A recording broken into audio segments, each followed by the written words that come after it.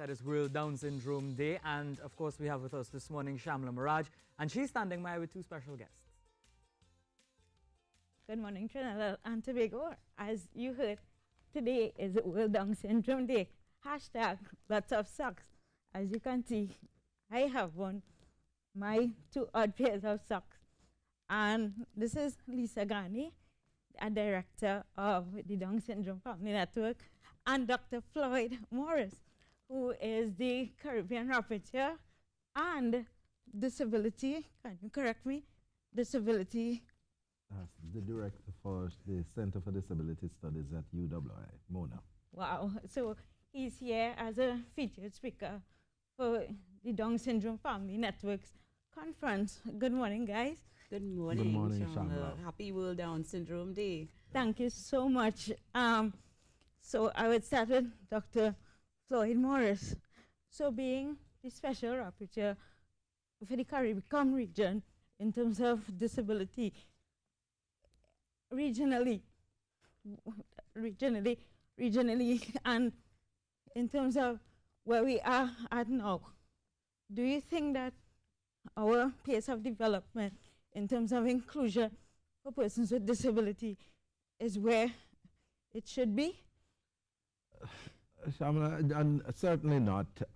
We have been languishing behind in terms of putting in place the necessary infrastructure and integrating persons with disabilities in daily living activities. And we have to intensify the efforts to make sure that persons with disabilities are allowed to participate, they are included, and they are not discriminated against in the society. In 2006, the world saw the introduction of the Convention on the Rights of Persons with Disabilities. Yeah. And that is some 13 years ago. And we still have countries in the Caribbean that have not ratified the CRPD.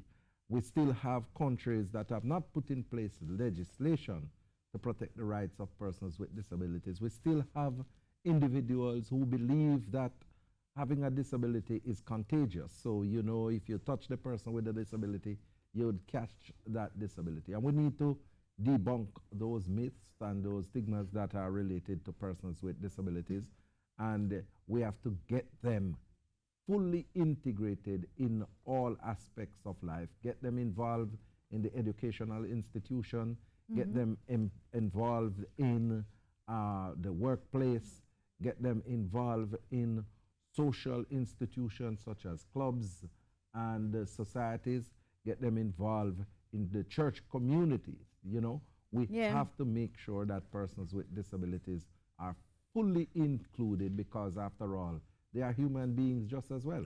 And in terms of, I'm sure you interact with the respective ministries from different CARICOM countries, and the mindset of the different ministers. Are they forward thinking in terms of pushing towards including people with disability? It varies, because if the minister has a particular interest in that, they might have some family member who has a disability, or they themselves have a disability, right, then you will see an intensification of effort. But most ministers come from a particular social construct where they have been socialized in such a way towards persons with disabilities, and so that negative stigma is still carried forward. Absolutely. Yeah.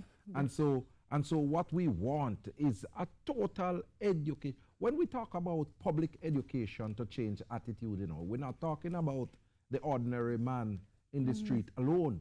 We're talking about policymakers. We are talking about individuals who have to implement the policies to make sure that they get a full grasp grasp and understanding that, you know, having a disability is not a crime. You know, Right. you might have a physical disability, but as I said, it is not your brain that is disabled. Exactly. You might have a visual disability. It is not your brain that is disabled, it's your eyes. And even then, with modern technology, you are able to function in a normal way. And so Precisely. what we have to do is to get an understanding as to the different types of disabilities and how these individuals operate and how they can be integrated in the society.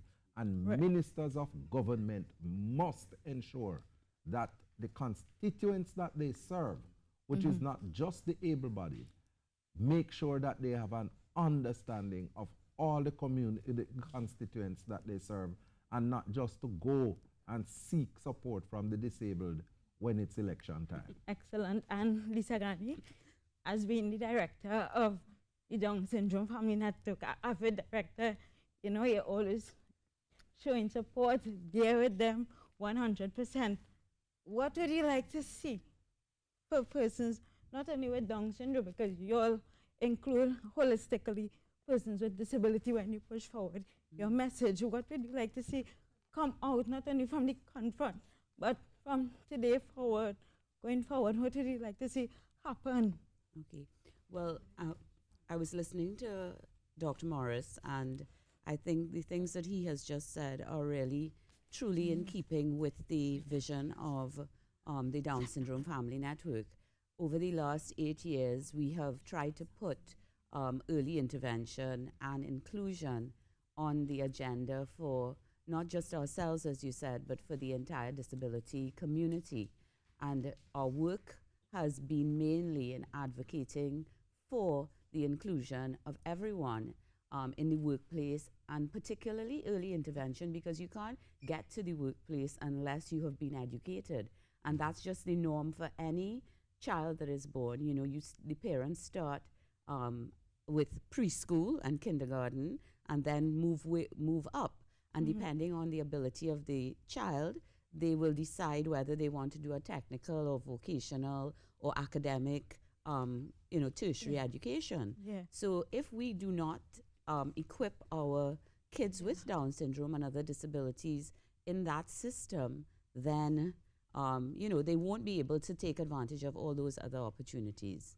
Lisa, Shamla, your guest. Good morning. Good morning, everyone. Hi, I just ran on Lisa. because I had to show that I have And my I have socks on as mine. well. And I have Yes. this. Support. Yeah. We are out of time because they're going to cut us for the news. We have to go straight to the news. We'll come back and wrap Yes. after the news. Good morning, Trinidad and Tobago. Hi, Rishi. We'll be back after this.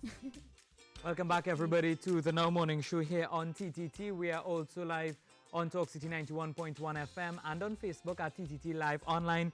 Before the break, Shamla Maharaj, the host of Unique Not Different on Tuesdays, she's here with us today as we commemorate World Down Syndrome Day. She was chatting with Lisa Gani of the Down Syndrome Family Network and Floyd Morris, Disability Director of the Mona campus at the University of the West Indies. And we want her to continue that conversation now because it is important, Shamla, for us to get this information out there. Yeah. And, okay, so as I continue, Dr. Morris, I noticed that you yourself have a disability, visually impaired or blind. I'm totally blind. Okay. Yeah. I got blind some 30 years ago after graduating from high school and developing glaucoma. So, I graduated and was unable to complete my education, but, thankfully, I was able to get rehabilitated, went to the Jamaica Society for the Blind, went to the University of the West Indies, and, completed my first, second, and my PhD, and now working at the institution as a lecturer and the head of the Center for Disability Studies.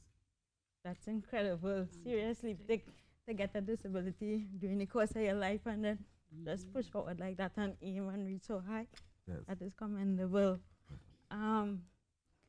Lisa Gani, in terms of today, we are hashtagging lots of socks. Can you tell me the meaning of lots of socks? And in terms of Trinidad and Tobago, are they fully aware? And do you see people participating? Well, Lots of Socks has really taken off. We launched it in 8 years ago, and of course, at that time, it was a very small campaign. Yeah. But it is part of the whole communication strategy for advocacy and awareness for Down syndrome. So we don't do it in isolation. We do it along with our conference, workshops, and other activities. Right. But it is a fun way to get people involved, especially young people in the schools and at every level. The kids love it, and what the schools have started to do is that they run projects prior to World Down Syndrome Day, Okay. where they do stories. My grandson actually came home telling me a story about Down syndrome because they did an activity, and he's 4 years old.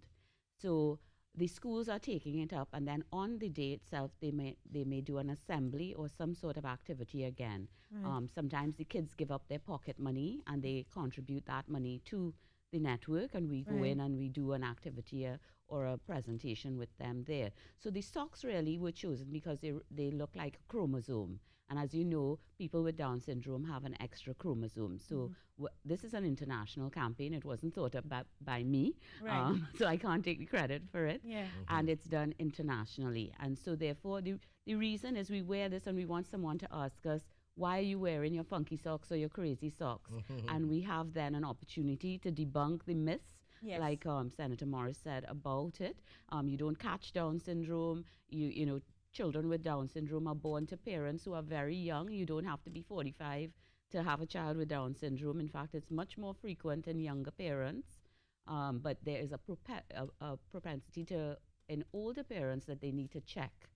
So, you know, Yeah. there are lots of other facts like that. I had two guests on my segment, Unique Not Different, Surya Yes. and Daniel. Yes. And they were so amazing. Surya, you know, he showed off his talent and he was working, you know, being in mainstream society. And Daniel, it was so touching to know that Daniel could have learned the notes of the pan. And still, you know, schools would look at him and say, he's incompetent to come into school. Correct. So it's so sad. And Dr. Morris, in closing, what would you like to tell, you know, people of Trinidad and Tobago, CARICOM and the world about persons with disability, persons with Down syndrome? Well, you know, I must say that I have to commend the CARICOM Secretariat for stepping forward and establishing the office of the CARICOM Special Rapporteur on Disability, coming out of the declaration of Patientville in 2013, which called for the establishment of a regional rapporteur to drive the disability agenda within the region. And they chose me to assist in driving the agenda. And in so doing, we have to make sure that over the next couple of years, we focus on